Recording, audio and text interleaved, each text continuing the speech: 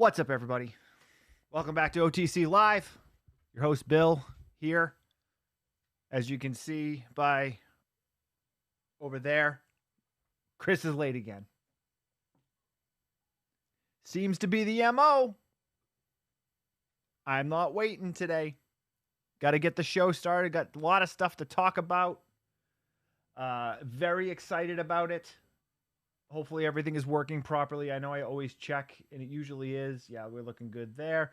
Guys, let me know if you're on YouTube or if you're on the Facebook and there's any issues. Again,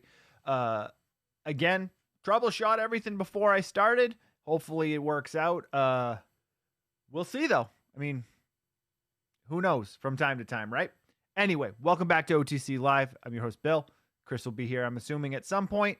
Most likely after I send him a text to remind him to come to the show. But yes, we are soldiering our way through the horrors of the holidays. So this week we'll be talking about more Christmas and holiday related horror films. I know I watched Anna and the Apocalypse again, and I also watched A Christmas Horror Story. Both of these are films that I have seen before. I'm looking forward to talking about them again. But you know, as I'm finding and I'm digging through a lot of these Christmas horror movies, there is what you would call a very varying degree of quality, production, and also presentation-wise. Also, just the story and how serious some of them are taken and how not so serious some are taken, I guess would be the way to put it. Oh, I forgot to put the chat up here. Sorry, just let me get this up here so that way I can see the chat stuff coming in. So yeah, that's what I've really found. We've got, as we've said, we've got a big list of them. We got some more additional ones coming from some of our Patreons. If you're not a Patreon member, go to Outside the Cinema. No, that's not even remotely close to what what I meant. Go to patreon.com/Outside the Cinema. That's where you can join our Patreon. We did one of our movie watching parties last week on Thanksgiving Eve. We watched Ruckus, which was Dirk Benedict and Linda Blair. Had a grand old time. Let me know if we're live. I don't know if anyone's even watching, but it's looking like having issues over on Twitch. It said it crashed, but we'll see. Anyway, there it is. It's back. Anyway, yeah, we watched Ruckus. It was great. It was great. Full review of it on this week's episode. If you are on, I gotta see. Here's the thing. I don't know if any of you guys do a lot of like live streaming, and I've gotten very used to being behind the camera. I know we do a lot of live streaming, but so I've got the camera here and I'm trying to look at the camera, but right here I have my monitor. So I keep looking at myself. And then also when Chris is on with me, I'm usually looking at Chris. So I don't really look all I just get, it looks weird to be like this, especially if it's just me. Just me. And I'm doing this and I'm still looking at myself. I look weird today. I know I'm wearing my glasses. I never wear my glasses. I wear my contact lenses all the time. One day a month, I put my glasses on because I sleep with my contact lenses. Yes, I know it's not good to do that. I understand that, but I do it. My eye doctor says my eyes are good though. She said, well, as long as your eyes are fine and I'm not seeing any issues, I guess do what you can. Stare straight into the camera and make it real awkward, Joe. I mean, how awkward can I make it if I do this? I also got a haircut too. So any of you guys that watch normal, you know, I have had fairly long hair. I cut like this much off of it, but I'm going so bald recently that it's just like it didn't make sense to keep it. So yeah, that's why I look a little bit different today. And also the light behind me does my hairline no favors. Somewhere back here or something like that. But yeah, so we watched Ruckus. And so Ruckus is a tough one to get a hold of. I came across a couple copies of it in collector circles, and they're fairly pricey, which was surprising. But Dirk Benedict, Linda Blair, that's the type of movie you're missing out on. We try to find a lot of things that aren't super readily available, But those Patreon watch parties we do, I don't know how often they're going to happen. We've done 2. There'll be another one in December. There'll be one in December at some point. Haven't scheduled it yet, but patreon.com/outside the cinema is the place to go. And I can't believe it's 2:06. Chris is still not here. Still not here. I don't know. I'm having issues over on Twitch getting my thing to come up. I saw Beardy. Hey, Bill. Hey. Bill says, hey. Beardy says, hey, Bill, hope you're well. I'm doing great, man. I hope you're doing well too, Beardy. It keeps crashing on me, so I don't know. Just let me know if there's any issues. I don't know whether I can adjust them where I'm at or not. But yeah, I'm also in the purple room today. The purple room I felt a little bit better. We've been going with kind of like the pink room. We could go with the blue one. Go blue. That's pretty good. But yeah, so my whole show, obviously, we plan around Chris. He's not here. Should we call him on my phone and be like, hey, I'm just gonna text him. It's just gonna text him. It's I feel like it's par for the course. And then he's gonna come on and he's gonna say something about how, I was on the other link. Just gonna send him the text message that just says, yo, exclamation. Oh, there he is.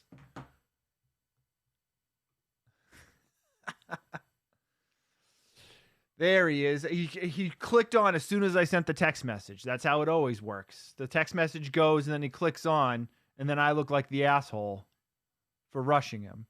He can't. He's not set up. He's got to connect his audio. Here we go. It's intervention time. It is intervention time.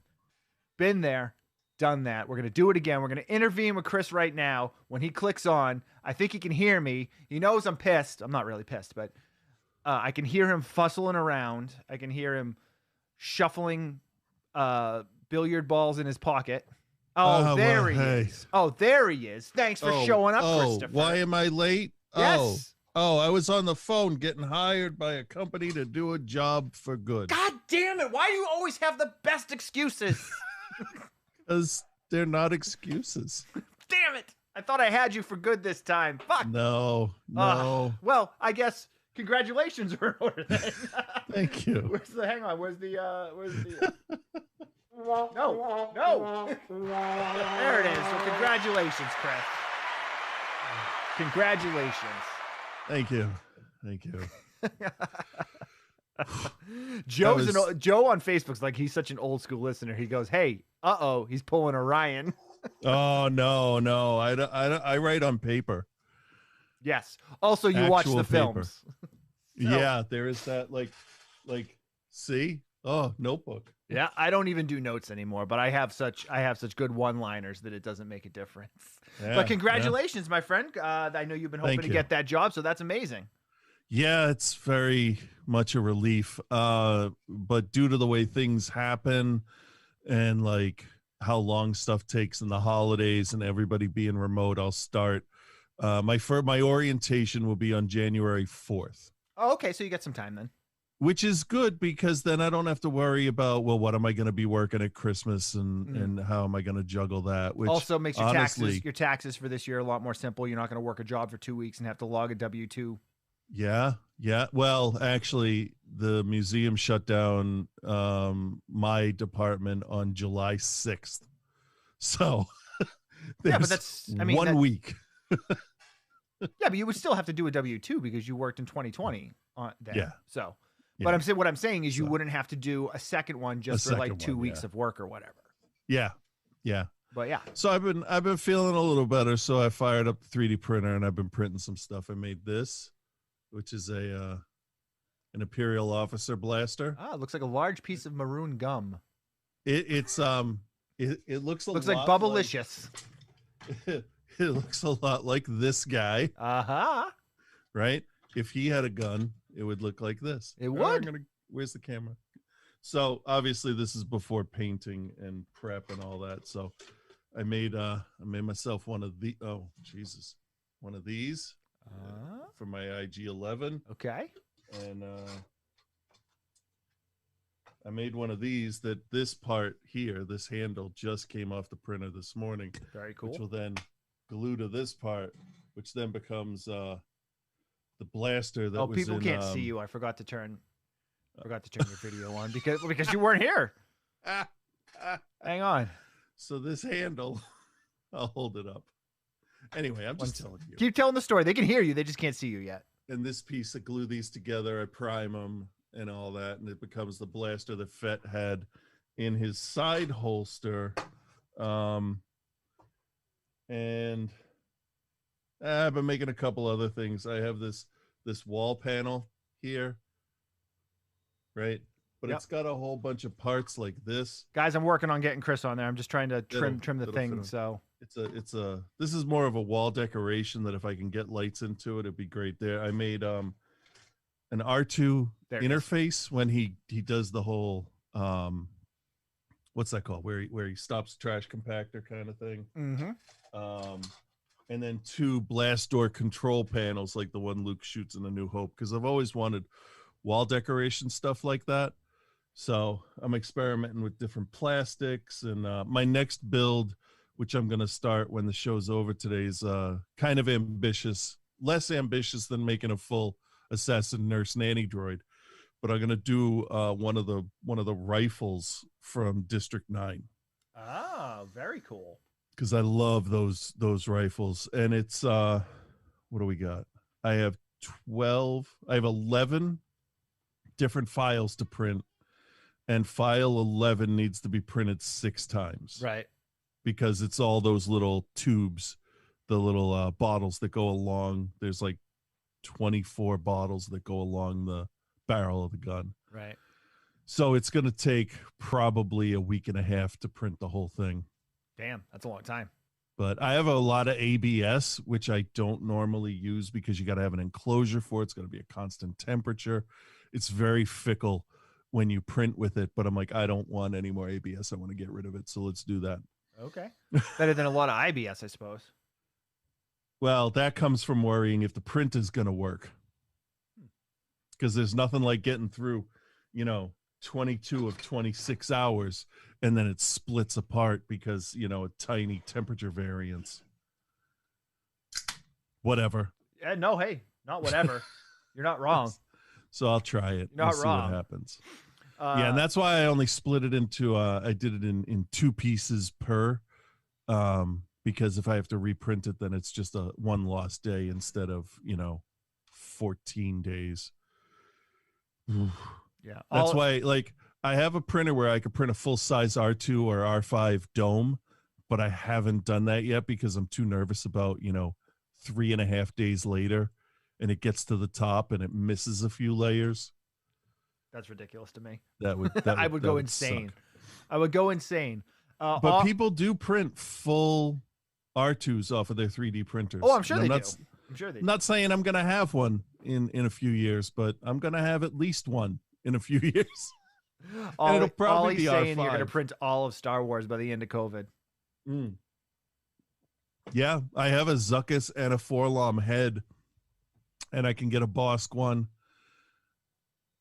Yeah, and I already printed an IG-88 head, so I need a Fett helmet and I don't know, a roll of Ace bandages, and I got all of them if I mount them onto boards, and it's like I collected all the bounty hunters. Oh, well, there you go.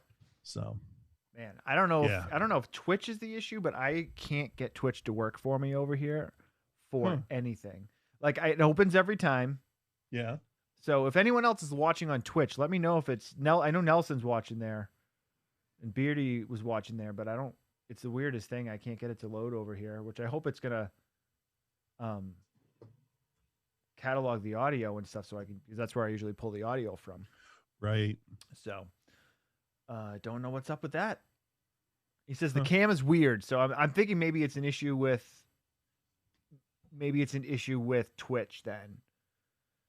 Maybe because everything on my side is looking good, and looking here, I'm not even on Wi-Fi. I'm using the hard line, so okay. The signal is good. Twitch is weird. I don't know. I think it was down the other day too for some reason, and people were losing their minds about Twitch being down. So there, I glued it. Yeah, Nelson, all good. Oh, there you go. And Nelson says the YouTube video is good, which, and I'm assuming the Facebook one is good too, because we got a bunch of people talking over there. Okay, so then, all right.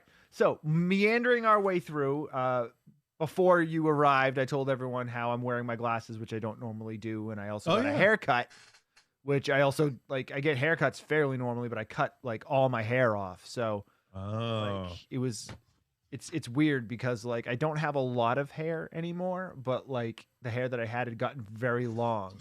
Okay. And I was like, oh, okay. And my barber was like, you want me to cut it off? Because I can't, because he's wearing the mask and I'm wearing a mask. And like, he's like, I need to make sure. He's like, you want me to cut this much off? And I'm like, yep. Please do. And you knew and agreed with what they were saying. Yeah. Yeah. He could have said anything and I would have been like, yeah, sure. That's fine. That's fine. But anyway, yeah. I but keep you getting were this ultimately video download okay was with canceled. It, right? Please try again. Error 1000. Whoa. What does You're that up to 1,000 errors? Let me just close that out and fire it up on the old iPad device here, because I know I have the Twitch app on here. This is the exciting stuff that people love to hear about. Yes. Okay. Oh, do I not have that app on here? I thought I had that app on here. Oh, maybe not. Interesting. I'd like to have that chat in front of me because that's the chat that doesn't always show up. So it looks like Nelson has now moved himself over to YouTube, I believe. Okay. Good. But yeah. So I was saying how we're kind of like battling our way through the holiday horror films. And the point that I was making was that there's such a varying degree of quality based on production value, story value, all of these things. Yeah. And there's so many movies that at this point now are in that kind of holiday horror genre. Cybred. What does that mean? Well, it's either robotic and organic bread, or it's a cybernetic enhancement of a hybrid cyborg. What I meant to say, hang on, needs to use my Face ID. All right. Oh,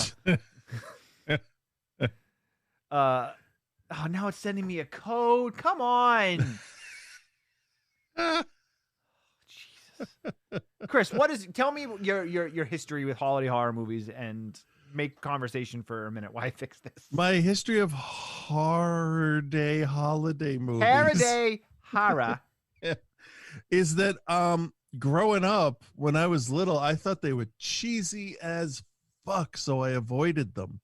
Oh, Killer Santa Claus. Ugh. Grow up. Man, you were such a wet blanket when you were a kid. Oh, I don't like dolls. Oh, Killer Santa. Oh. Yeah. Burns when I pee. Oh. Well, that was my own fault. You know. Join the Navy, they said. Cheesy as fuck, so I avoided them. Oh, see, Killer Santa Claus. I can hear you on Twitch. Yeah, grow up. Man, but sounds good. Blanket. No video though. Oh, I don't like dolls. Oh, Killer Santa. Oh. Well, you actually do sort of sound like me. I do, don't I? I'm sorry. Continue about how you hate everything. Well, because it was like elves. Like, okay, great. We're just gonna make everything evil. Like it was always a ripoff of something else, you know. Okay. Killer Santa Claus is a ripoff of obviously Michael Myers and Jason and all that, and elves obviously ripoff of Ghoulies, and Gremlins was a ripoff of Critters. You guys know what I'm talking. I'm making all this up. I really know what's going on. I can tell. Okay, so there's real, I would say in the last 10 years, there's been a real explosion. Oh, it's different. Of holiday related horror movies and how they are so much more a thing now. And I feel like maybe for a while, Christmas was like the holiday that like the horror movie kind of steered clear from. I mean, there was only there was Black Christmas, which was the original. You had like Christmas Evil. Mm-hmm. And then there was like garbage like Silent Night, Deadly Night, and then right, and that's I think why so many filmmakers stayed away from it, because you would get shit if you tried to make a Christmas horror movie. But then Gremlins came along, which is a horror movie set in and around Christmas, where Christmas is the backdrop and not the well, it is the reason, but you could have given him Gizmo for his birthday and it wouldn't have played out any different if his birthday was in January, for instance, you know? And that's maybe when a change started, but a lot it of started way later than that, because we're talking like I'm looking at our list that's got like 25 or like 30 but or so. that's the first one I don't remember seeing a lot of blowback. But my point that I'm making is that between 2010 and 2020, I would say on that 30 film list that we have there, probably 17 or 18 of them are from that short time period. Yeah. For some reason, horror films related to Christmas all of a sudden decided to like blow up or whatever. And everybody and their brother was making one. All those crotchety old people that are like, that's not in the spirit of Christmas. They all died. Well, also, I think it was somebody realized, like, what's the deal with Melissa's watching the show from upstairs. She missed the whole beginning. I don't know what's wrong with Twitch. We look great on YouTube. If you go on YouTube, go to OTC Industries on YouTube. We look great there, and apparently look good on Facebook. I don't know what's up with Twitch. But like, I think somebody realized that they could cash in on a Christmas horror movie and make a cheap one. And like, then all these other low budget directors and low budget filmmakers jumped on the train and were like, oh yeah, let's do this, because you can do it fairly cheap, you know? Right. Which kind of also, if you make it and you don't get the huge negative feedback and people picketing, it does open the door for more people to feel comfortable doing it. Right. So, which brings me to my next point of, like quality and quantity. Every time you start to get a lot more of something, the quality immediately goes down. Right. Also, people, I think, using the holiday as a kickstand for their movie. I watched a film this week, which I added to our list, called Body, which doesn't have a Christmas title. I watched it because on Shudder, they have a playlist or, a collection or a curator's choice or whatever fancy thing they call it. Yeah. For unhappy holidays, or like it's a Christmas horror movie playlist, and it's got like Black Christmas and Rare Exports, and there's this movie there called Body. And I was like, all right, cool. I'm like, this sounds interesting. And they talk about how it's supposed to be like Christmas. Hang on, let me get it up here and I'll tell you. And I'm like, all right, cool. So it's a basic story of 3 college age girls. I'm guessing over Christmas break, if I'm not mistaken. A night turns out deadly when 3 girls break into a seemingly empty mansion. All right, so they didn't include the holiday part of it. Let me go to Shudder, because I'm convinced Shudder did. Oh, come on. I'm not logged in. Jesus Christ, I can't win. All right. Of course I'm not logged in on my phone, because I never watch Shudder on my phone. Right. I don't want notifications. Okay. A darkly funny and twisted journey taking place entirely on one unforgettable Christmas Eve. I have a number of issues with their explanation of this movie already. Body revolves around a trio of college co-eds whose dalliance with breaking and entering goes horribly awry. Sneaking off to a secluded mansion to party, the young girls are faced with dire choices after they unexpectedly encounter the property's groundskeeper. You've already ruined like a large chunk of the idea of this movie. Following a freak accident, the girls find themselves entangled in a Hitchcockian nightmare steeped in tension, suspicion, double-crossing, and murder. Cast: Helen Rogers, Alexander Turshin, Lauren Molly. Okay, so this film starts off in one of the girls' houses. They're home for Christmas. They make the joke about how her family is Jewish, but they love Christmas more than anybody we know because the place is decorated. And at no point did they say it's Christmas Eve. Okay. It's Christmas season. Right. For sure, because it's and I'm guessing they're college age girls. I'm guessing they're home from school or whatever. Okay. So they then are like, eat a bunch of food, and they're like, oh, I've ate so much food and I feel sick. And the one girl that's the hot blonde girl is like, hey, let's go out and let's do something. The other two girls are like, no, I don't really want to. They're like, I ate too much. I'm just tired. I think I just want to go to bed. And she's like, well, you guys are losers going to bed at 9:30 or whatever. And I'm like, oh, that sounds fucking great to me. It does. Like my camera, why does my camera keep getting so dark? Hey, Mel, are you in the kitchen? Can you flip that light? It's getting light out. Flip the light switch on for me. Thank you very much. What's that? Yeah, Twitter. I forget it. I told everyone to go to YouTube.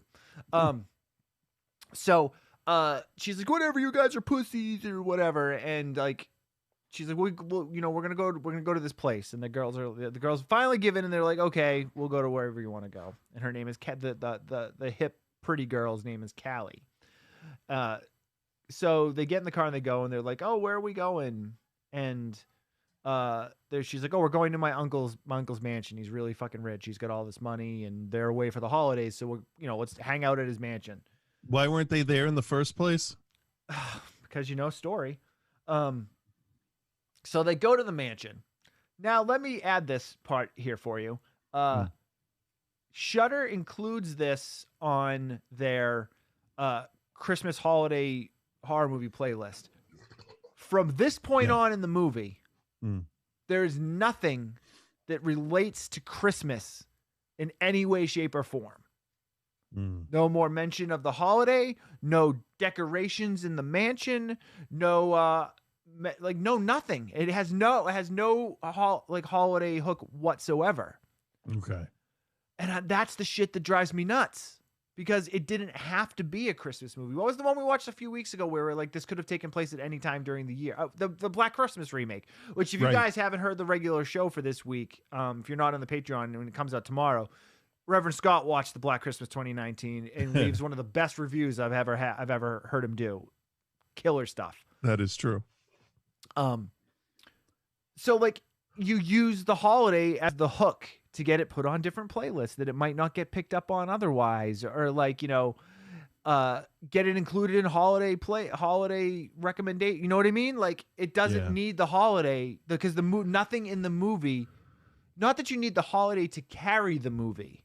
Right. But like, you use Gremlins as a really good example, or even Die Hard is a good example of what makes these Christmas movies, is that the Christmas decorations or the reason why you are somewhere carries the theme throughout the movie. Right. McClane wouldn't have been in California if it wasn't Christmas with his kids. Also, I mean, you can use the excuse then, well, these girls wouldn't have gone to the mansion if it wasn't Christmas. But throughout the entire film of Die Hard, there's Christmas decorations, there's Christmas music that comes in and out of places. There's all things that will continue to relate back to Christmas to keep in that feel. Funko made some Die Hard pops, and there's Hans Gruber, obviously, Al Powell, John McClane, and the dude with the Santa hat in the chair, and he actually says on his tiny little Funko Pop shirt, ho, ho, ho, now I have a machine gun. That's Christmas. Yeah. I'm fully on board with the Die Hard's a Christmas movie. Absolutely. Because Christmas plays a theme throughout the film. I'm going to weigh in on that whole Die Hard as a Christmas movie, say, yeah, it takes place at Christmas, and therefore it is technically a Christmas movie. Correct. Otherwise, who gives a shit? Why is this even an argument? Well, for Die Hard specifically, that's the argument. But like a movie like this movie Body is a good example of that, because it doesn't carry any type of Christmas theme throughout the film. Right. So therefore, to me, that like you're using it as a crutch to get the film noticed. Because it was 2015. The film's fine. It's thoroughly fine. But like, honestly though, it worked. It did work. You watched absolutely. And Shudder included it there. But I was mad afterwards, and like, it is what it is. The movie's fine. It's basically like the one girl dupes them into breaking into this house. It's not actually our uncle's house, and then then the groundskeeper shows up, and he accidentally gets killed, but they think he's dead, and he's not actually dead. And then one of the girls, like, a lot of decisions are, it's like that Callie character is the character that you just want to fucking punch in the face, because she's so self-centered and so worried about herself and doesn't really care about anybody else, when everyone else is like, no. So like, we got to call the cops. And whatever happens. And she uses that, well, our lives are over from this point on. It's like, yeah, because you're going to make this way more difficult than you need to and end up getting caught anyway when you should just come forward and tell everyone what happened. Yeah, no, it does not end in a sexy pillow fight. Pie fight? Is it a sexy pie fight where one girl does all the work? Yes. I mean, those are the only type of pie fights matters. But it's called Body. It's on. I'd be curious what you think of it because it's got some interesting little things going on. You definitely can see the twists coming, but it's not. It's fairly well done. I'm just like, it didn't need to take place at Christmas. Like, gotcha. I get the idea, but whatever. Okay. So let's talk about. Did you watch Anna and the Apocalypse? Yeah. All right. Had you seen it before? Yes, once. You watched it once before. Okay, so you are familiar with it. I'm going to get the. Do I have? Oh, you know what? I can play the trailer. Hold on one sec, guys. Get the trailer up here. We had talked about this movie when I saw it at the Knoxville Horror Fest back in 2018, and but I don't think you and I have talked about it. No, we didn't do any kind of proper discussion. No. So, all right, let me get the trailer up for you guys because this is a musical, and you guys know how much I love musicals. All right, let me switch this over here. You won't get to see the audio of it, you won't get to hear the audio, but you can see the video at least. Is that right? Yep. All right, so Anna and the Apocalypse is 2017, Scottish, UK made. It is a very much Christmas movie because Christmas plays a continuing theme throughout in the imagery, why people are in certain places, and the whole like feel of it. It is a zombie musical. Plain and simple, made in Scotland with a Scottish cast. I don't like musicals. I know. In general. So I'm gonna kind of skirt this review a little bit and just come out and say I really enjoy this movie. Maybe that's getting a little ahead of myself. Nah. I think that's good. I don't like musicals, but this was good. Yeah, that's acceptable. It's a very different type of musical. I mean, yes, we have had horror movie musicals before. We had Repo the Genetic Opera. We had Sweeney Todd. We had Little Shop of Horrors. Little Shop of Horrors. This is Nightmare Before Christmas. Yes, this to me is much more of like Little Shop of Horrors than Repo the Genetic Opera.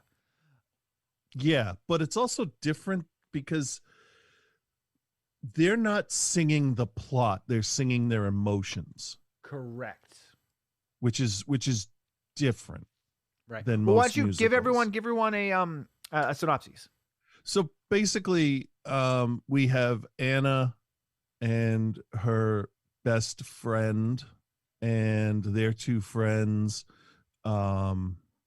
One of the last name of one of the girls is North, and then there's the other guy that doesn't matter. And he's a filmmaker, wannabe filmmaker in high school. And we're coming up on Christmas break, and they're putting on their Christmas play at school, and you have a headmaster that's a fucking dick with the worst beard you've ever seen. And it's basically starts off as everyday kids being kids, wanting to, I mean, as the song literally says, break free, leave the place, become something more. They're tired of high school at this point. And the first couple songs basically encapsulate the whole feeling you have of what's going on. And then you have what is the best musical number in the whole film. It's happy, it's uplifting. Anna dances just without abandon or with abandon, whatever it is. And she's just the happiest you've seen her in the movie up to this point. And her best friend is dancing, and they're dancing through the streets. And I'll be honest, it was funnier and more enjoyable than watching Sean walk to the corner store in the middle of the zombie apocalypse, not noticing. Right. So that song you're talking about is called It's That Time of or no, I'm sorry, it's called Turning My Life Around. And it Yes. is kind of like that scene in Shaun of the Dead where he's walking and like all hell is breaking loose behind Yeah. him and he has It's a no great mix between the idea of the Shaun of the Dead being in your own world. She's got her headphones in, she's dancing, and Zack Snyder's Dawn of the Dead happening behind her. People running out of their houses, getting chased, explosions, blood spurting. There's a baby carriage that a zombie's eating out of, just throwing viscera in the air. It's gruesome behind her. Yeah. And she is just the happiest you'll see her the whole movie. And I loved it. Yeah. I loved her goofy dancing. She's a great dancer. Like, she throws in a couple of really impressive high kicks while she's dancing.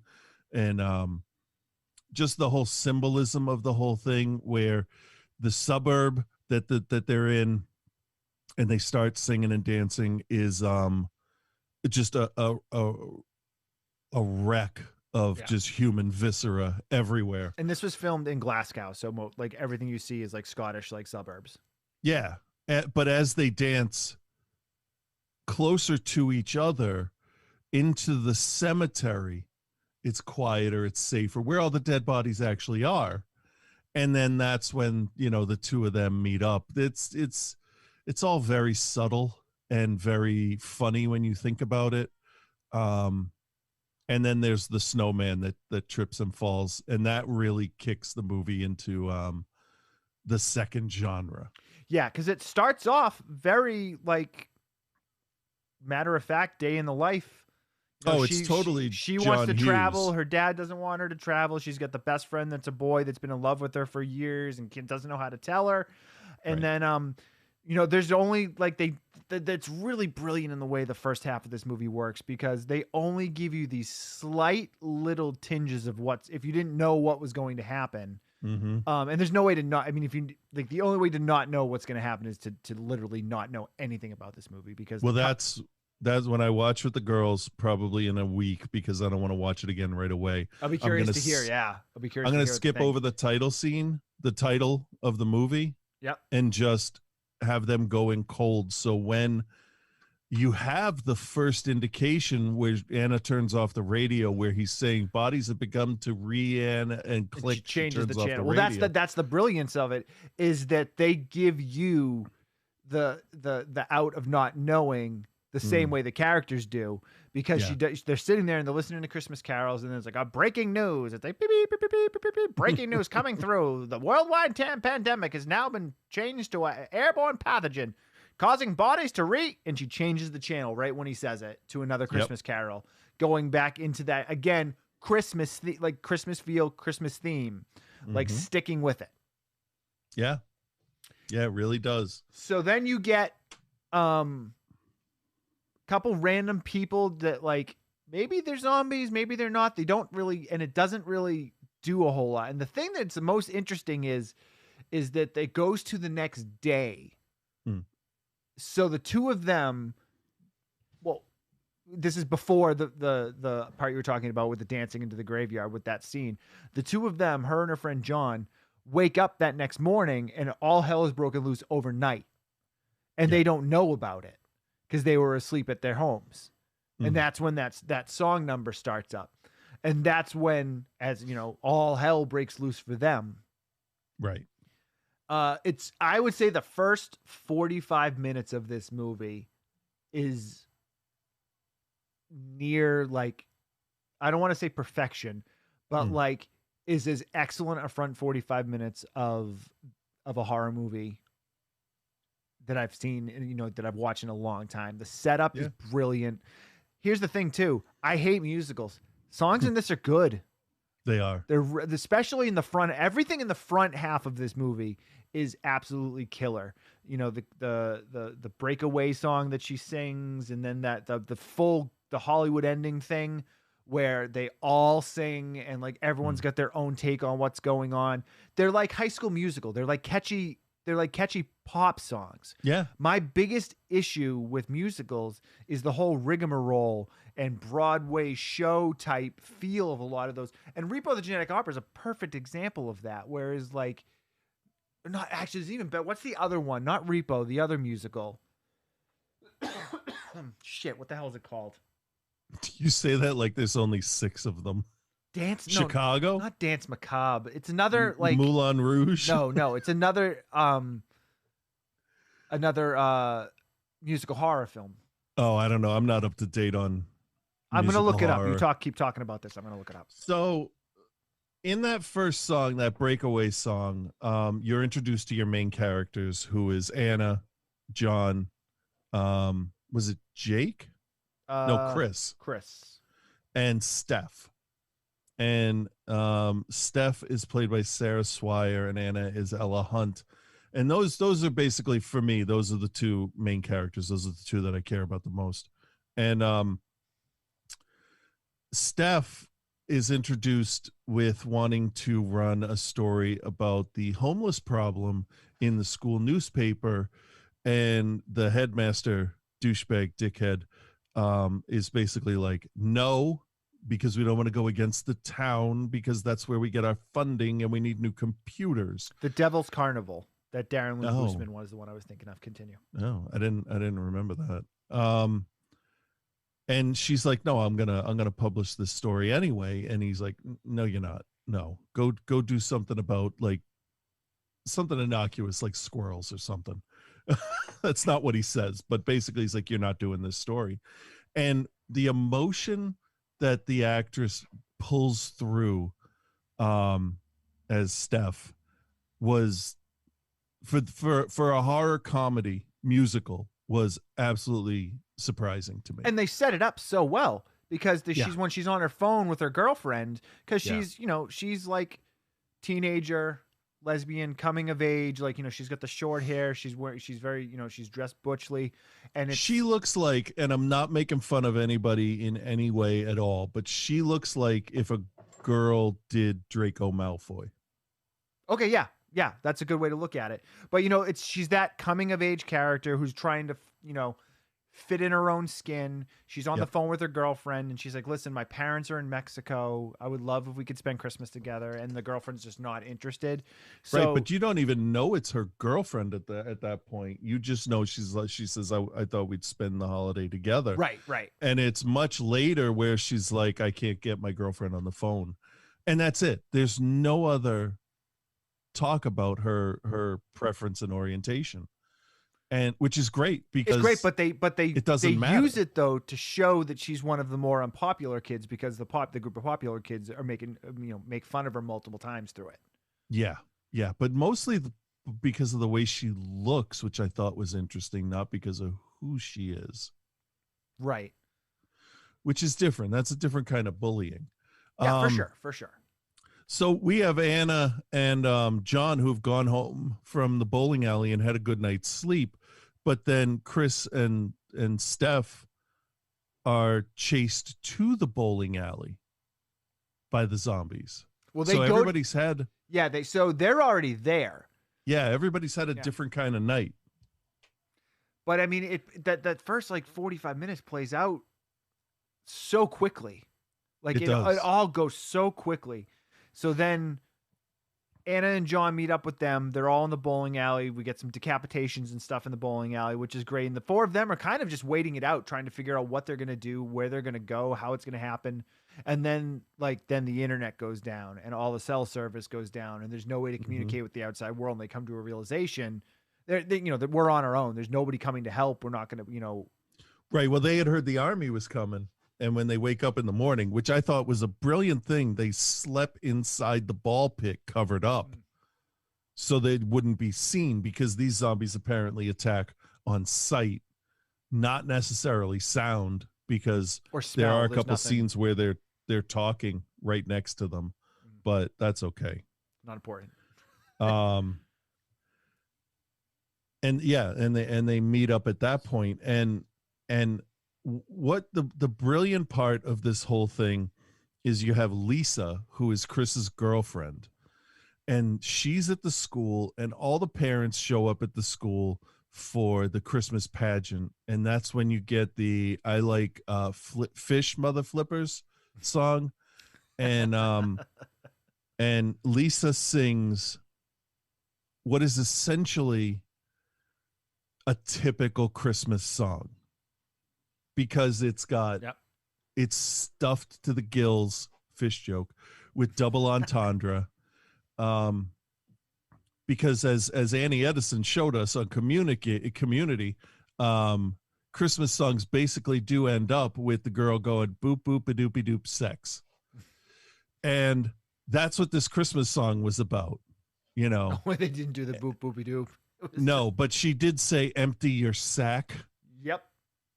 And it makes the entire audience uncomfortable, except for the senile principal and a couple of the more gross dads in the audience. And that's the point where the headmaster or soon to be headmaster is going to go take her off stage, and somebody's banging on the doors, and he tells them to stop. Like, he's the kind of headmaster that thinks he has authority outside of school hours. Yeah, thinks he runs everything.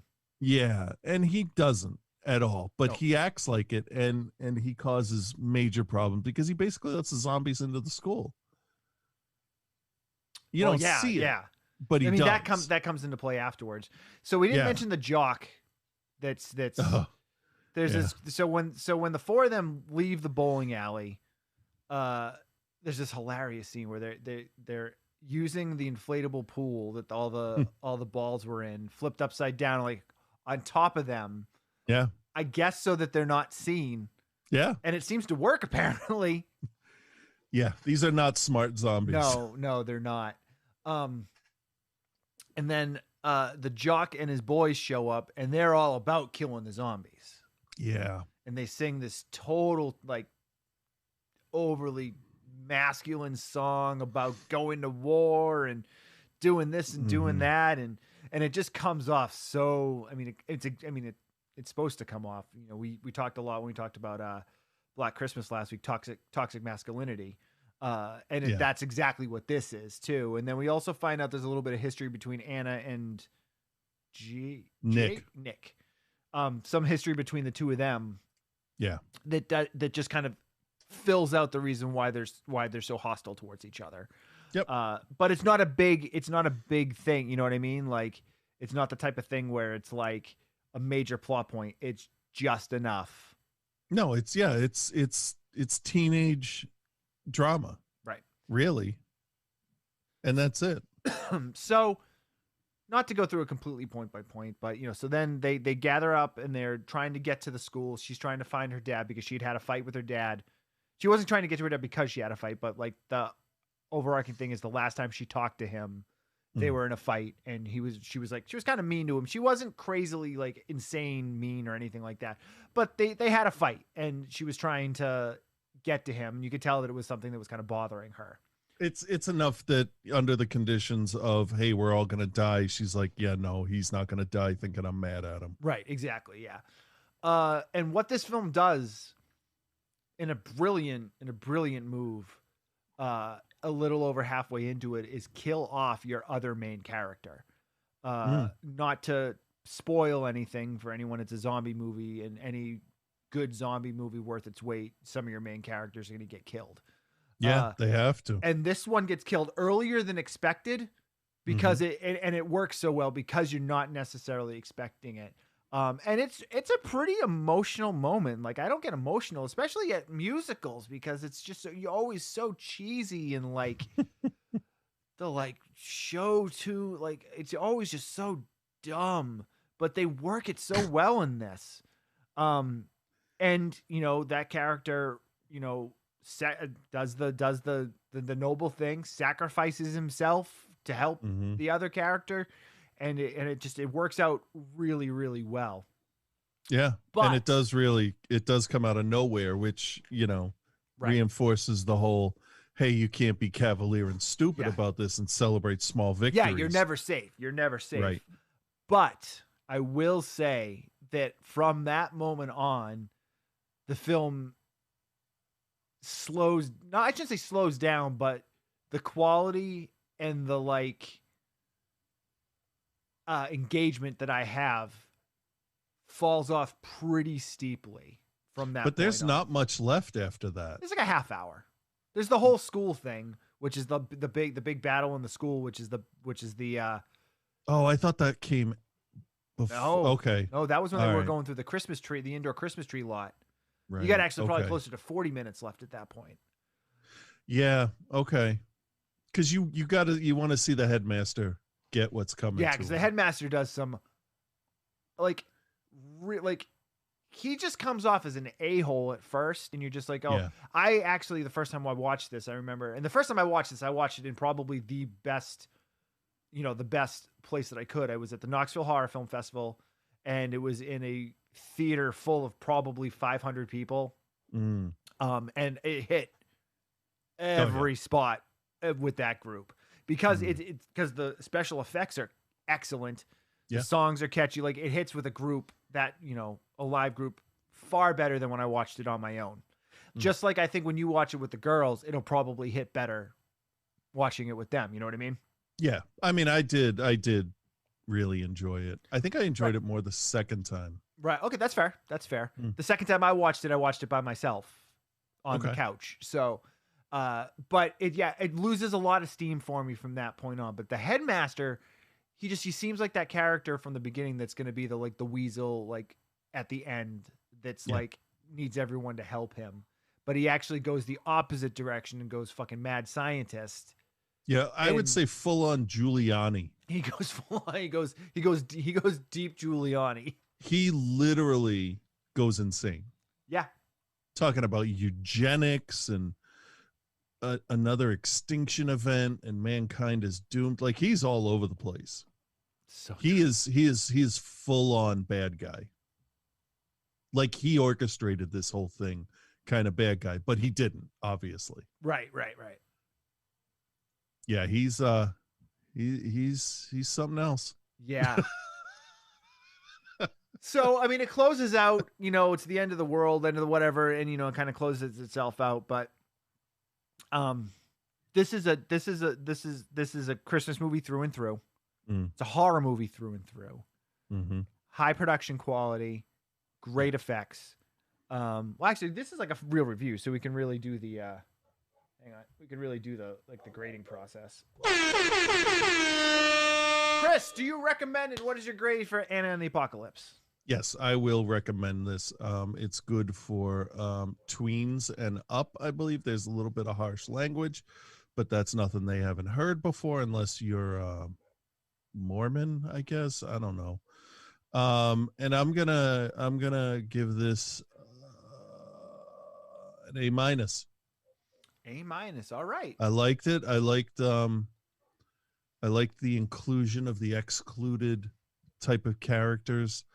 I mean, this could have been like a Breakfast Club kind of group of people. It could have been it could have been anything, but it really was. It felt like a group of kids that have been friends since grade school, and that really worked for me.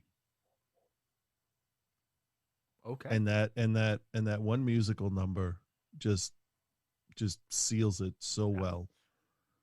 That's the showpiece of the film. And I forget the name of the song again. Oh, hang on. I've got Spotify right here. Turning My Life Around. I would play it, but we're live on Facebook and YouTube, and our show will immediately get removed. That's the big dance number in the near the beginning, right? Oh, to the cemetery. Yeah. Okay. Yeah. That alone is worth watching for. But I got to say, the emotional range that some of these kids showed was way beyond what I thought we would get out of this. Fair. So good for them. Good for everybody involved. Even the headmaster, who was a fucking dick, played it so perfectly. Yeah. I'm recommending it also. I don't think I'm as high on it as I was the first time I saw it, because like I said, I saw it in an environment that it was almost like can't lose. You know what I mean? Yeah, the front half of this is as good as anything. The setup, you like you really like the characters. You're supposed to like Anna as the lead. Like, she is so likable. Yeah. The friend, he's like, you're like, yeah, man, just tell her how you feel. And he does. And sort of, but but in like a real life situation, she shoots him down and is like, "Hey, you're my best friend." Yeah. And like, and nobody wants to hear that. Nobody wants to hear that, but at the same time, like, he needs to hear it to understand like what the situation is. And ultimately, in the middle of an apocalypse, does it matter? Not really. No. And I also like when she goes fucking Rambo after he dies. Yeah. And like goes Rambo with that the giant candy cane with the steak at the end of it. Yep. And that's how you keep it a Christmas movie. Right. You have to remind people. But it's like little things like that. They all get jumped going through a Christmas tree. Yep. A Christmas tree shop. Their weapons are giant candy canes that got lawn stakes at the end of them. Little things and details like that are so important in a movie like this. Mm-hmm. The first like 5 or 6 tracks of the songs are great songs, memorable pop songs that are not cheesy in like that Chicago, hello my baby, hello my, like show tuney. It's Michigan J Frog. Right, yeah, right. But like they're catchy songs, like they sound like pop songs on the radio. Yeah. You know, like I like maybe, well, probably pop songs like from 3 or 4 years ago, but like they sound like, you know, Taylor Swift or, you know, any of those pop stars. Like, and there's a lot of good in jokes too, where they're like, "Oh no, Justin Bieber's a zombie." It's like on like Twitter or whatever. Yeah. And there's a part where one of the guy, the film kid goes, "What about Taylor Swift?" And the other kid's just like, "No, don't you even say that. Tay-Tay's fine." But for me though, after the other main character bites it, it's not as strong the second half of it, because the kind of driving force is the connection that Anna and him have.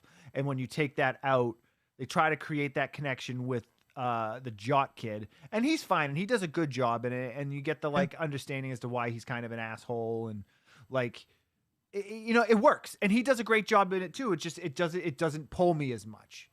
But with that said, it's still good. The front half is excellent. The second half is good. So together it makes, like, for me, it's like a B. And it's something that it can definitely be added to your holiday horror movie rotations if you haven't. And it's available to stream on Prime currently. And Hulu. Ooh, who do the Hulu like you do? I like Hulu. I do too. So yeah, that's a recommend on Anna and the Apocalypse for both of us. Take a listen to the soundtrack. It's on Spotify. If you're one of those hard edge fucking guys that's like, "Oh, listen to heavy metal, fuck that shit," well, you're missing out, because there's great melodies and hooks. Yeah, at least check out that one song and then watch it. But don't go through all songs, because, you know, you should watch them in the context of the film. Yes, absolutely. Because then it's more enjoyable, because then you remember, oh, this is when they were doing this. Absolutely. Okay, Christopher, next we are going to talk about A Christmas Horror Story, right? Yeah. So let me get the information up here. This is another one that I had watched. I watched it the year it came out. Is this 2015 too? Oh, geez, I don't know. Hang on, let me get it up here. Christmas. The very lazily titled Christmas Horror Story. Well, I mean, it tells you everything you need to know, right? Yeah, 2015. Okay. Starring William Shatner, George Buzza, Rob Archer, Zoe de Grand Maison, who anyone would remember as the co-leader of the cult in season 2 of Riverdale. I mean, I don't know. I only listen to heavy metal. Pop is stupid. No, I love Riverdale. Christmas Horror Story is essentially another Christmas anthology flick. But unlike some of the other ones we've seen, or other, like, you know, Creepshow-esque, it plays more like what's that movie? You could say it's an anthology in one, because it is an anthology. They all connect together, but they're not told one after another. No, but it's told as one big story, instead of how you could do it, break it up. Well, what's and make it all separate. I can always remember the Simpsons episode, 20 Short Stories About Springfield. But what is Ah. that based on? What movie was that? Was that not What You Do About Nothing? No. I don't know. I can't remember. Either way. So yeah, it's an anthology in that it tells 5 different stories, but as Chris said, it is wound together to play as one film and not a story after another story after another story. Directed by Grant Harvey. 32 films about Glenn Gould. That's what I'm thinking. Is what it's a reference to. Thank you. Grant Harvey, Steve Hoban, and Brett Sullivan all directed in their different parts. So it's pretty simple. The film opens up. It's Christmas in the town of what's it, Glen Gooley or like? No, it was like Bedford Falls or something. Some very Bailey Downs. Bailey Downs. Yep. So they start interweaving the stuff. You start with William Shatner, who is the host at a local radio station, talking about how he loves Christmas. And then he has the weather reporter in there that just puts up a sign on the glass that says "Fuck Christmas." Mm-hmm. And he's like, "Okay." Bailey Downs is the town that Ginger Snaps took place in. Oh, is it? And also one of the suburbs that played in Orphan Black. Okay. Because one of the guys involved in this was definitely involved with Orphan Black, and one of the actresses in this was in Orphan Black as well. Okay. So cool. I remember reading that. I had to look that up. I can't remember which girl it was. It was probably the blonde. It was from the family. Zoe de Grand Maison. Oh, so she's the one from Riverdale. That's the Zoe of the Big House. Yes, she was. She's the one that was Riverdale also. Yeah, she played Molly. All right, so we'll kind of have to unweave it to talk about it. So you have what would be the wraparound story, which is the radio host William Shatner. You have Santa Claus and his elves that have gone evil on him. Zombie elves. You have the family being chased by Krampus. Mm-hmm. You have the murder in the schoolhouse, the ghosts in the schoolhouse of the murder. Oh, yes. And then you have the changeling coming from the tree and coming home with the family. Right. Wow, there were more in this than I. Yeah, there's 5 total. Yeah. So let's start with the Krampus one, which is the family going to visit the aunt, but they tie that in with the kids investigating the murder at the school because the daughter from that one drops the keys off to Zoe de Maison and her crew. So they tie it all together to let you know that it's all taking place in the same town. So they go, the husband, the father is basically like, we're going to go to my aunt's house for Christmas. He has ulterior motives. He needs money, so he's going to hit her up for money. We are introduced to his family, and we know that they are pretty much just like the worst. Like, yes, Bark. Bark agrees. Bark agrees. Yeah. They're the worst.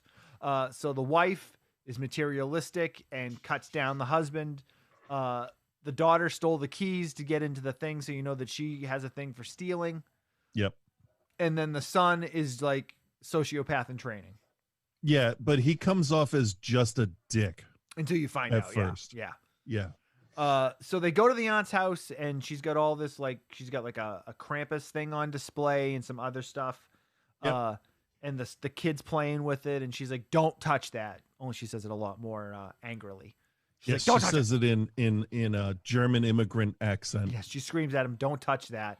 Yep. And then the father's like, "Can we go somewhere and talk privately?" Because he's hitting her up for money. Right. For an investment is how he's framing it. Right. But he's really just trying to get the money to save the family, as we find out later on. Right. So then you have the groundskeeper that comes in, and the kid's still playing with the Krampus thing after he's already been told not to touch it because he's a fucking little dick. And he comes in and goes, "Hey, that is not a toy." And the guy's like, "Oh," the kid's like, "Oh, really?" And then he just throws it on. He knocks it off the thing, goes, "Oops," and knocks it off the thing, and it smashes on the floor and breaks. Yeah, he all but yelled "yeet" and knocked that shit on the floor. Yep. So basically, she turns him down for the money. They get in the car and they drive off. They're arguing, and they almost Something shoots across the road. We see that it's Oh, Krampus. it's the grandmother is like, no, you have to leave. You for Oh, your yeah, own yeah, yeah. safety, you better get out of here. And at that point, as an audience, we're thinking, oh, he broke the statue that contained Krampus, and Right. now it's going to come after him, so they got to get out of here. So they leave, yes, and then something darts across the road, like you said. Yep. Looks like Krampus. You know it's Krampus. Krampus is hunting them. Of course it is. Yeah. Because obviously he's on the cover of the box Yep. for the movie. Very true. But this guy spins out his all-wheel drive like BMW SUV in the snow, and he can't get it out of the snow. How bad a driver is this dude? Also, you got 3 other people with you to dig out the wheels. Yeah. So sorry, Charlotte or whatever your name is. You're gonna have to get your hands dirty. But anyway, so Krampus attacks them. They're running. Oh no, her her name was even more pretentious than that. What was it? Caprice. Oh yeah, and the kid's name was Duncan. Sorry out there, listeners, if your name is Duncan, if you're probably a dick. And if your name is Caprice, let's not shit on our listeners this time. No, they know it. If they're named Duncan, they're a dick. Actually, I mean, the dude from the singer in Thieves and Assassins, his name was Duncan, and he was a good kid. There's a dude in Dune, Duncan, Idaho. He's cool. Whatever. You don't know him. Don't act like you do. Krampus attacks the dad. The dad kills the kid. The kid disappears into the snow, and the mother. They're hiding in a church, and the mother's basically just like, "All right, you need to get out of here." But the daughter confesses her sins. Right. The daughter figures it out. She's like, maybe if we confess our sins, but that's not really a Krampus thing. But I mean, they're desperate. Yeah. So it's her, the father, and the mother in there. And she confesses first, and she says, I steal stuff. I can't help myself. I just do it. And I'm sorry. And you're like, all right, that was heartfelt. That seems legit. I don't know if that's enough to stop demonic force that punishes naughty children, but still. And then the father tells his thing that the company he asked the aunt to invest in has not existed for years, and he owes so much money that they're basically going to take everything from him if he doesn't keep raising money to pay these people off. Yeah. Yeah. And at that point, he feels relieved that he said it, because the husband and wife kind of reconcile with each other. And she's like, I thought you didn't care about me anymore. And he's like, everything I did was to try to keep you happy and well. And that's a nice thing. And you're like, oh, that's good. But then you got to think, if he's lying about this, he's got to be lying about other shit. And Chain comes through the window and takes him out, and he's dead. Yeah. Yeah. Because, fuck your one thing. Right. So the wife tries to hold off Krampus so the daughter can get away. And this is where the twist comes in. She gets back to the aunt's house. And how does this play? I'm trying to remember how it played out. She faces him down. Yep. And she burns him, basically. And then she gets into the house, and the revelation of you weren't just kicking us out, you were trying to keep us safe, because he was the groundskeeper, was Krampus, and the aunt says, no, Krampus isn't a thing. He's the manifestation of the feelings, the evil, the anger. All of that is what allows him into this world, basically giving her the knowledge to be able to manifest that herself. Yeah. And kill the ant. Yeah, because she turns into Krampus. Ooh, I'm allergic to Krampus. It's okay. Next, we'll talk about the changeling. That was neat. I like that. I like that it's not a creature. It's a feeling, right, that you get. It infects you almost. Yeah. You allow it in. You have to allow it in. Right. Yeah. So the changeling one is next. There's not really much to this one. It's tied into the overall story because they talk about the cop at the school one that saw the murders. Yes. And he took time off from work. Right. So he's the father, which we then tie that in because the girl that is in that other one says that she used to babysit for the cop's son. Mm-hmm. So they're driving. And Shia had the police video. Right. Yes. that they can't use in their documentary that we'll get to. Right, because we'll talk about that one after this one. So, at a point when the Krampus family won, they drive by a truck on the side of the road. That truck is this guy, him and his wife and their son, who's probably like 7 years old or so, 6 or 7 years old, are traipsing through the woods to cut down a real Christmas tree. Yeah. They trespass on a farm that has a big sign that's like no trespassing. Oh yeah, knowingly trespass. Yep. Yeah. And the wife is like, "You're not setting a good example." And he's like, "Well, I want to get a real Christmas tree for our son." Yeah. And like, he doesn't care. Like, yeah, pretty much. so they cut down a tree and they're walking back, and the kid hears voices and he disappears. As you do. They're going nuts looking for him. They're screaming, "Where's Will? Will, where are you?" Blah, blah, blah, blah. You know, they find him inside of a hollowed out tree. After a while. Yeah. They get him out. He doesn't say anything. He doesn't, he's got a weird look to him, but they just take it up as him being scared. Yeah, they didn't see us. Right. They didn't see us. Well, because it wasn't released yet, because this was 2015. Right. Yeah. So they bring him home, and he's just being weird. They feed him spaghetti for dinner, and he's eating it like an animal, essentially, trying to eat as much of it as he can, as quickly as he can. Yeah. They're like, something's weird. What's going on with him? And so the father goes over to be like, "Hey, chew your food," or whatever it is. And he stabs him with the fork in the hand. And to be fair, he stood up and cocked that fist back. Oh yeah. And I'm like, that's a legitimate response. That's almost a human reaction. Somebody stabs you, you're defensive. Yeah. Right. But she stops him. Especially considering his job as a cop is to be in confrontations all the time. He's going to be defensive. Right. And they tie that all in with that. 7-year-old. Well, they talk about that because he takes his belt off and he's going to whack him with the belt. And the mother's like, "No, this is not who you are. You need to focus on what you're doing." And he's like, "All right." Well, but that's after the Christmas tree is wrecked and all the presents have been opened. Oh, yeah. I forgot about that. Yeah. But there's that one really disturbing part. Hit me with it. The mother's asleep in bed, and you see movement under the sheets, and it's the kid. They don't really show it, but she starts moaning like she's enjoying whatever's happening, and then you cut to the husband asleep on the sofa. Yep. And you're like, "Oh shit, where are we going with this? How rated R is this movie?" Yep. And fortunately, all you really get is the hand reaching up from under the blankets. Yep. And the rest of it is left to your imagination. So if it's your imagination that's making you feel gross, I guess you should feel bad because you did it to yourself. No, because then so obviously he's not Will. He's some type of demon or monster or something. Kills the father, and then the phone rings and she answers the phone, and it's the guy from the farm that's like, "Oh, you took one of my Christmas trees. Right. Is your boy all right?" And she's basically like, "Yeah, we found him. It's fine." He's like, "Yeah." Oh, he calls before the husband gets killed too. You think it's going to be threatening. Yeah. And he calls back later, and then she's like, "All right, what do I do?" Once she realizes, because you as a watcher. Yeah. You don't know that the husband was dead, but you didn't know that the husband was dead.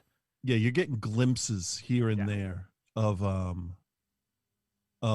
like a reflection in the window with glowing eyes. Yeah. Or a shape crawling on the ceiling. So as an audience member, you're like, okay, so that weird scene with the bedroom and the mom, that was just a monster. Right. It wasn't incest. So right. Guess I can feel okay about that. So he tells her, "You got to lure him back to the farm, but you can't let him know because they can sense it. And that's why he can't come and get him, because he'll know that he's coming. And there's all kinds of rules, but not rules, set in place to get this changeling back, because she does research about changelings. which is apparently the exact thing she needed to see, was in the book she had at home. So good for her for having a decent book collection. And it's enough to get her out of the house Yeah. with the thing. Yeah. And I love how she gets it out of the house. Yeah. She says, all right, we're going to go for a ride. And the thing's just like, whatever. And then it attacks her, and she just basically belts it across the face with an aluminum baseball bat. Yep. Puts it in a sack, throws it in the car, and they go. She hits that thing so fucking hard. Like, I have a bruise from it. Yeah, seriously, I have a headache. So she gets it back there. The guy's like, all right, cool. You know, we gotta, and he's like, they're afraid of me, so they won't bother you with me here. And then there's like tons of them in the forest. They're all over the place. That was a great shot with all the eyes. But she's like, okay, where's my son? And he's like, hey, listen, I don't know where your kid is. Right. I just needed to get this thing back. I needed to get it back, which is like a human thing to do. Just be like, it can't be out in the world or whatever. Yeah. And then he had to, like, when she ends up shooting him accidentally, and like, it opens this idea of what is going to happen now, that because he talks about how he's in control of them and they fear him. Yeah, but that's through violence. And she's just like, hey, listen, I don't care what happens to you. I just want my son back. Right. And they get the kid out of the tree and he comes back. But after he's dead. After the old man's dead, yeah. Yeah. She freed them from whatever slavery or imprisonment. That's how I look at it, because they didn't kill her. They easily could have killed her. Oh, yeah, they let her go.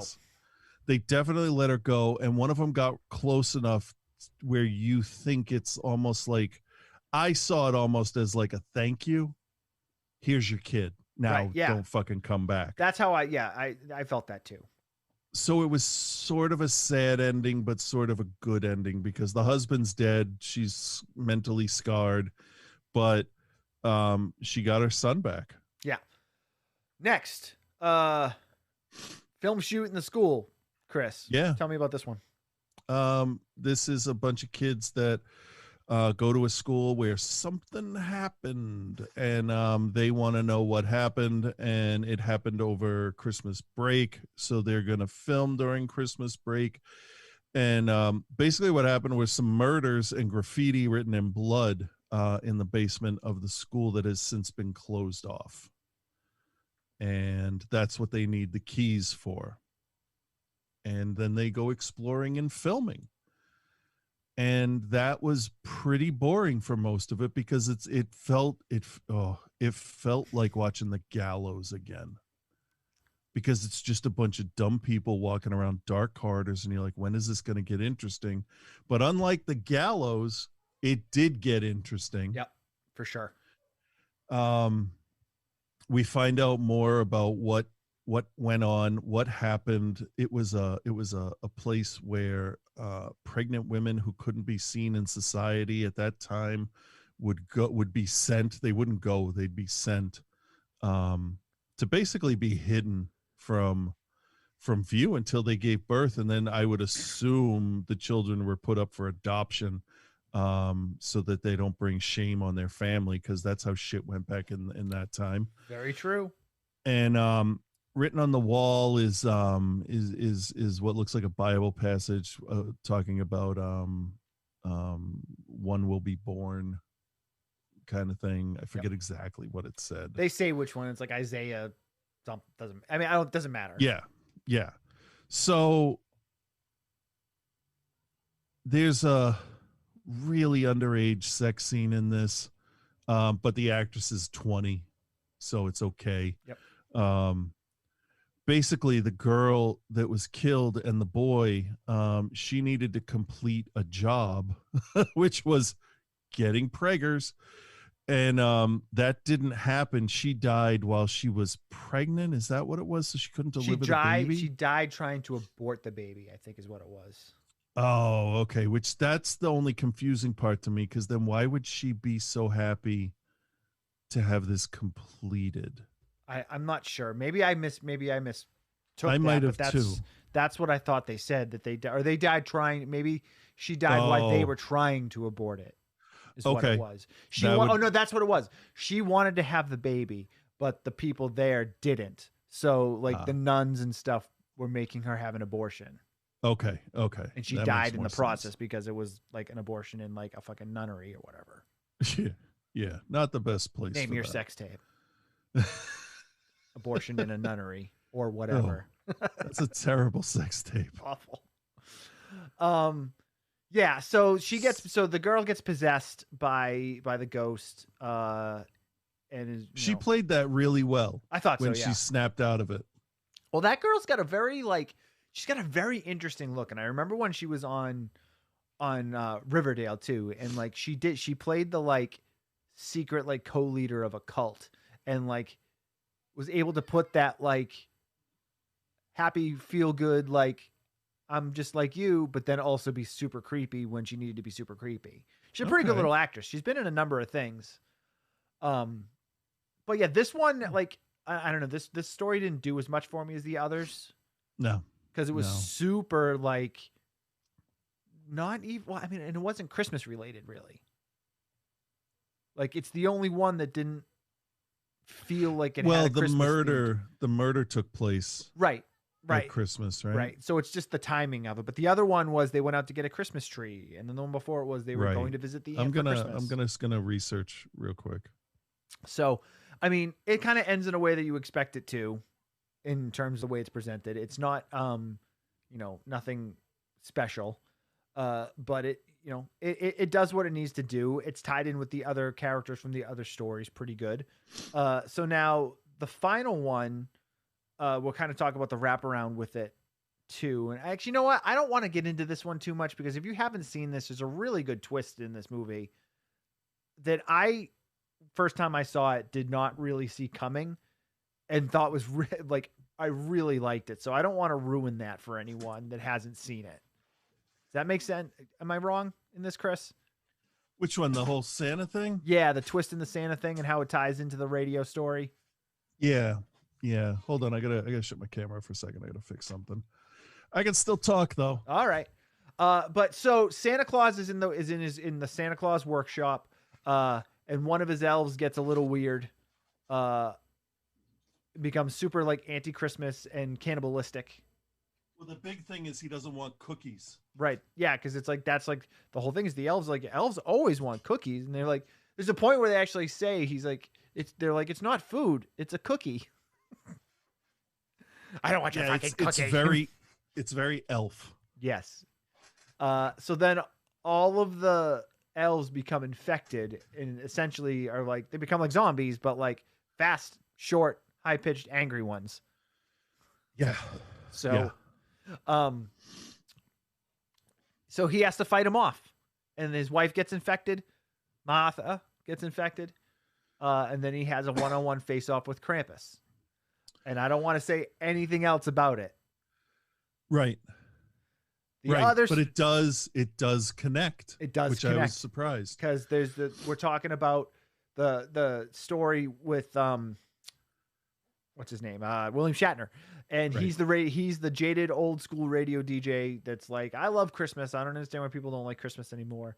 And they keep giving this talk of apparently there's a situation at the local mall during the food drive.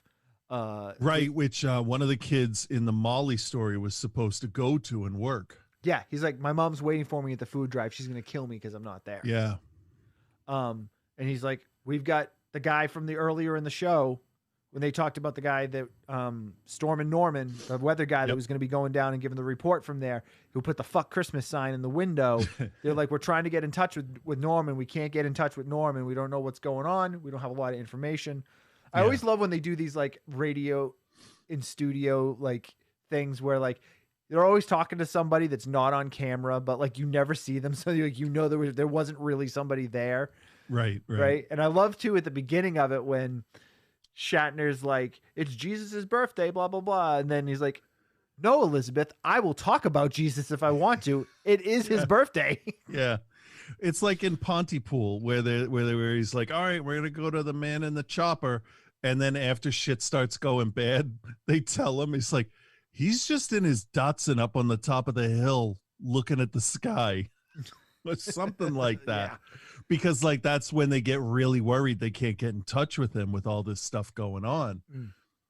And they reveal that he doesn't actually have a chopper. So there was a lot of convolution in the first story, in the Molly baby story. Okay. So let me just go over real quick what's going on here, right? So the kids get locked in the basement. Molly witnesses the ghost. And then when she tries to seduce Dylan, he refuses, and that's when the ghost kills him. Okay.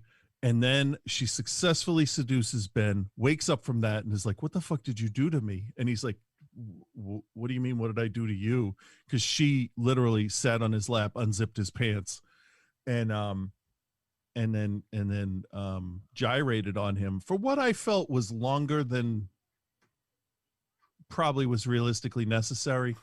But his reaction to the initial we'll say connection between the two was very realistic. His gasp, I thought. Right. Well, and also they play it earlier in that where they, hi Bark. The dog just came like barreling in. They play on the fact that she's very virginal because they bring that up earlier in the in the story when they're like, "Oh, well, you know, not everyone's virginal like you are." Right. And then she's totally acting the opposite. Right. And right. that's when he's like, I don't know, but I'm still going to get some. So what happens is anybody that refuses the ghost's possession attempt to get pregnant, to basically finish her unfinished business, gets killed. And that's why those kids were killed in the basement the year before. Right. So that's what they're investigating. Right. It's intercut with so many other stories that I kind of lost that thread. Yeah. But I went back and I read up on it, and it doesn't. This is the only story, you're right, that doesn't actually tie in 100 or need to tie in to Christmas, because it could have been spring break. Could have been any time. It could have been Thanksgiving break. Yeah. But it tied in because the other kids were going away for Christmas. Correct. So, and they did say, with the principal walking around the building, who they thought initially was the one that ended up killing people, they're like, "Why is he here on Christmas break? Shouldn't he be home for Christmas?" They keep saying that, at least, so it's fresh. Yeah. Yeah. In your mind, at least. So that's true. That was the only story that was kind of like, well, okay. All right, then. Good idea, but glad it was short. All right, we're running late on time as it is, but Chris, do you recommend, and what is your grade for A Christmas Horror Story? Surprisingly, an anthology story, a loose anthology story like this, where it's not hard broken into chapters, set around Christmas with Krampus, who's become kind of like the Cthulhu of the season, where it's like, again, okay, like Krampus, in the last like 5 to 7 years, it seems like Krampus was never a thing before that. Now it's everywhere. No, honestly, I think it was the Venture Brothers Christmas episode all those years ago that introduced a lot of people to the idea of Krampus again. Yeah, for sure. And but with all that, I like the idea of Krampus. I like all the different versions we're going to come across of Krampus as we go through these movies. Yep. This one, yeah, okay. He's more of like a supervillain than a goblin demon type monster goat creature. It was interesting that he was pure white. But other than that, I was surprised how good these stories actually were. And I was more impressed with how subtly they played in with each other. Even the ones where you're like, what does this have to do with anything? Right. It all worked. It really did. So I'm going to give this for a horror movie set in the holidays, I'm going to give it a B+. B+. All right. Yeah. For a regular anthology, it's probably a B. Okay. You know what? I'm going to recommend it too. I remember watching this one the year it came out, and I thought I remembered not liking it. Like, me too. But rewatching it, I don't know whether maybe just the first time I watched it, I wasn't locked in. I don't know. I enjoyed most of it this time. all the stories had something to give. The one with the school in the basement was probably the weakest of them. The strongest being the family going to the aunt's house, and then I think the Santa with the zombie elves is also pretty strong too. And the wraparound I thought with having William Shatner there, is, Shatner just showed up for a paycheck and was just they were like, all right, just pretend to be a radio DJ, because there's like a lot of parts in there where he's just kind of like, I don't think he even had a script, to be honest. They were just like, here's a couple points you have to go over. It was good. It was good. It's not great. It's good though. Very strong in comparison to some of them. I'm curious to see where it ends up after we've watched a whole bunch of these. And I think next week we'll go on Krampus Overload, because I know we got 3 different Krampus films on the list. We have Krampus the Reckoning, and Krampus Origins all on the list. So, but yeah, I'm going to give it a B. I think I'm there with you. I thought that I really didn't like it first time I saw it, but I apparently did. So I don't know. Good. I don't know. So cool. Christmas Horror Story and the Apocalypse both get recommends from Chris and I. So there you go. Both of them are available on streaming service. Christmas Horror Story is available on Shudder and also Amazon Prime, if I'm not mistaken. And the Apocalypse is available on Prime and also on Hulu. If you like the show, think about maybe supporting us. Patreon.com/outside the cinema. That's all I really got. Let's give Chris another congratulations for getting his job. Yeah, thank you. I'll be able to tell more about it once, background checks are done and all looking the forward to it filled for you, out. bud. That's pretty much everything for this week, guys. Make sure you listen to the regular show or wherever you get it. All right. I forgot to switch. Sorry.